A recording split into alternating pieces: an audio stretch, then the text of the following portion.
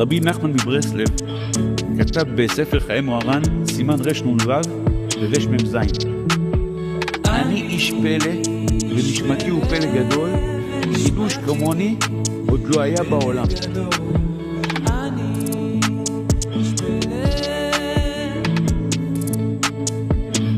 רבי נחמן בא לחזק אותי. אני אומר על עצמי, ואני יודע בוודאות שזה נכון, אין לי ספק בזה, שאני איש פלא ונשמתי הוא פלא גדול, חידוש כמוני עוד לא היה בעולם.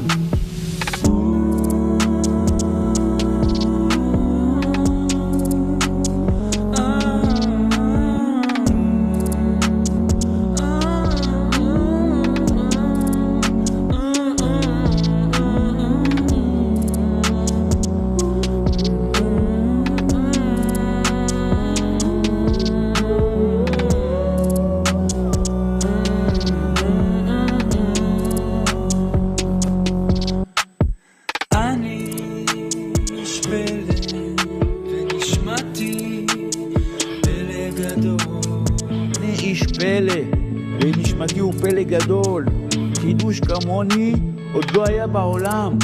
הדבר הזה נותן לי כוחות עצומים להתגבר על יצר הרע, לא להסתכל על דברים קטנים, לא להתעסק בשטויות, להתעסק על מהות הנשמה של עצמי, הדבר התכלית של עצמי, הלימוד תורה של עצמי, היראת שמיים של עצמי, טיפול הנשמה של עצמי.